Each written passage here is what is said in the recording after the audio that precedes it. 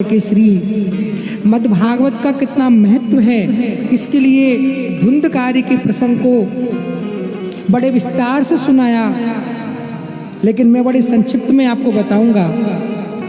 धुंधकारी की कथा आप सब लोग जानते हैं। धुंधकारी का मोक्ष न गया में हुआ, न गंगा में हुआ, न श्राद्ध से हुआ, न पिंडदान से हुआ। उसके दो कारण संत लोग बताते हैं। एक तो जब तक हम अपने ठीक ठीक गोत्र और नाम से संकल्प नहीं लेंगे, तब तक किसी भी सत्कर्म का हमको फल प्राप्त नहीं होता है और ना हमारे पितरों को प्राप्त होता है।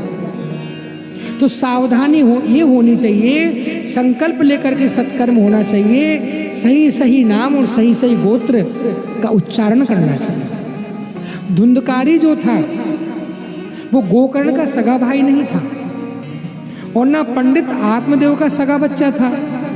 उसकी जो माँ जो धुंधली थी, वो धुंधली तो उसको अपनी बहन से खरीद के लाई थी ना, तो उसका गोत्र अलग हो गया। उसकी ससुराल अलग थी, उसकी ससुराल अलग थी।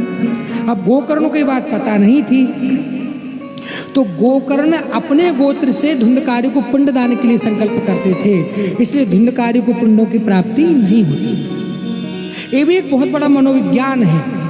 आगे एक प्रसंग आएगा तब मैं आपको बताऊंगा। आजकल लोग जो कहते हैं कि श्राद्ध करने से क्या होता है, पिंड करने से क्या होता है, पानी देने से क्या होता है, इसका पूरा वैज्ञानिक विवेचन है, इसका पूरा आध्यात्मिक विवेचन है और ये सब कुछ प्राप्त होता है। ये आगे जब तीसरे दिन की कथा आएगी तो मैं आपको बिल्कुल क्लियर करके बताऊंगा। बहुत सारे लोगों के डाउट होता है, अरे मरने के बाद में किसने स्वर्ग देखा, किसने नर्क देखा। सब कुछ तो यही है, सब कुछ यही नहीं है भैया।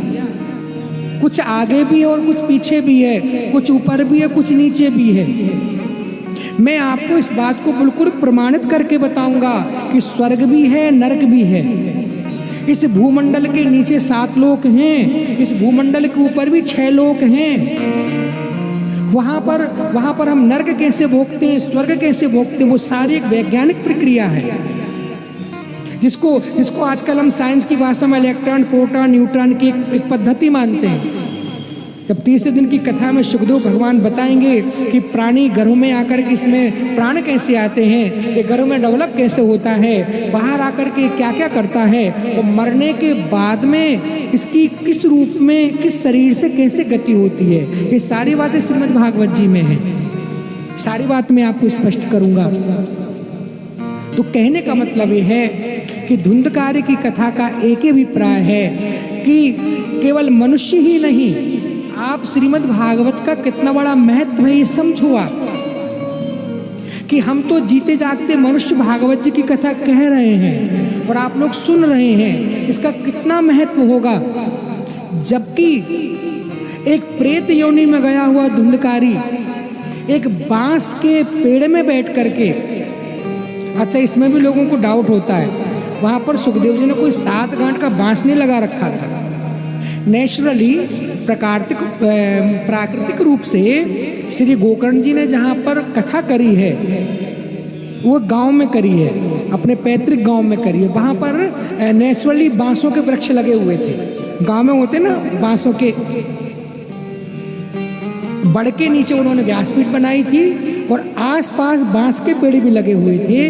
तो व्यासपीठ के दाहिनी तरफ नजदीक में एक छोटा सा बांस का पेड़ था, उसमें 7 गांठें थी। उसमें आकर के वो प्रेत आकर के बैठ गया। अलग से कोई 7 गांठ का बांस नहीं लगाया था वहां पर, न कोई डंडा लगाया था। तो श्रीमद् भागवत जी कहती हैं, धन्यम भागवती वार्ता प्रेत पीड़ा विनाशिनी।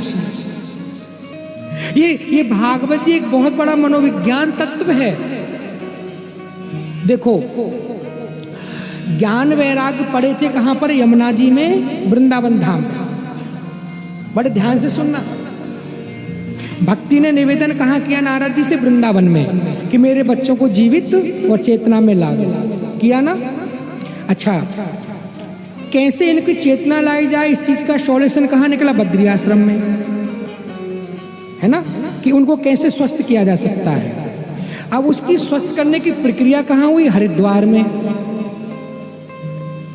वृंदावन में समस्या है उसका डिस्कशन हुआ बद्रीनाथ में और प्रैक्टिकल उसका हुआ समाधान हरिद्वार में आनंद गंगा द्वार समीपेतु तटमानंद नामकम, जिसको वर्तमान में हम ऋषिकेश कहते हैं, वो आनंद नाम का तट है। अब आप समझना इस चीज को समझ सके तो श्रीमद् भागवत का महत्व क्या है। जो रोगी हैं वो वृंदावन में पड़े हुए हैं अपनी माँ के पास, ठीक है, और उनका इलाज करने की प्रक्रिया चल रही है ऋषिकेश में। नारद जी संकल्प ले रहे हैं कि मैं ज्ञान और वैराग्य के स्वस्थ होने के निमित्त ये संकल्प लेता हूं कि मैं श्रीमद् भागवत की 7 दिनों तक सनकादिक ऋषियों से विधि पूर्वक कथा सुनूंगा गंगा के किनारे, और इस कथा से जो मुझे फल प्राप्त होगा वो फल प्राप्त श्रीधाम वृंदावन में यमुना के किनारे पड़े हुए ज्ञान वैराग्यों को प्राप्त हो जाए। कितनी लंबी प्रक्रिया है। इस चीज से आपको क्या समझ में आ रहा है? इस चीज से आप समझो कि श्रीमद् भागवत एक देशी नहीं है, श्रीमद् भागवत सार्वभौम है। आप श्रीधाम वृंदावन में बैठकर के कथा सुन रहे हो और आपने संकल्प किया कि 7 दिनों तक मैंने श्रीधाम वृंदावन में इस कथा को सुना।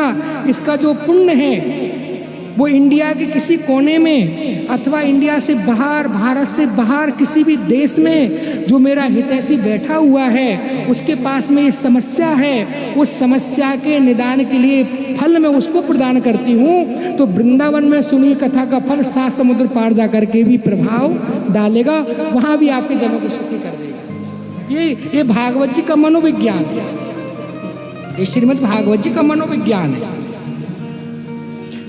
गंगा जी किनारे नारद जी ने कहा अब इस 7 दिन की कथा का फल मैं ज्ञान वैरागों को देता हूँ, और यहाँ पर वृंदावन धाम में ज्ञान वैराग खड़े होकर के नृत्य करने लगे और पहुंच गए दौड़ करके श्रीधाम ऋषिकेश। भक्ति सुतौ तौ तरुणौ गृहीत्वा प्रेमैक रूपा सहसा विरासीत श्री कृष्ण गोविंद हरे मुरारे नामानि नाथेति मुहुर्वदन्ति। तो इस प्रकार से वहाँ पर भक्ति और ज्ञान का संवर्धन हुआ है। इस कथा से हमको इस चीज को समझो कि श्रीमद् भागवत जी कथा का विज्ञान कितना प्रभावशाली है, कितना प्रभावशाली है। देखो प्रभावशाली तो विज्ञान भी है। यहाँ से हम लोग नंबर मिलाएंगे तो यूएसए में भी बात हो जाएगी, वीडियो कॉल भी हो जाएगी, वॉइस कॉल भी हो जाएगी, लेकिन कब होगी? जब तक नेट है तभी तो होगी ना, चार्ज है तभी तो होगी ना। लेकिन श्रीमद् भागवत जी में ना कोई नेट का ना कोई चार्ज का कोई बंधन नहीं है। एक बंधन है, सच्चे हृदय से वृंदावन भूमि में बैठ करके 7 दिनों तक संयम पूर्वक ब्रह्मचर्य पूर्वक आप श्रीमद् भागवत की कथा को श्रवण करो। संसार के ही नहीं ब्रह्मांड के किसी भी कोने में अपने पुण्य को तुम भेजोगे तो एकदम से चला जाएगा, वहां पर आपको कोई शंका करने की। श्रीमद् भागवत जी का प्रभाव है।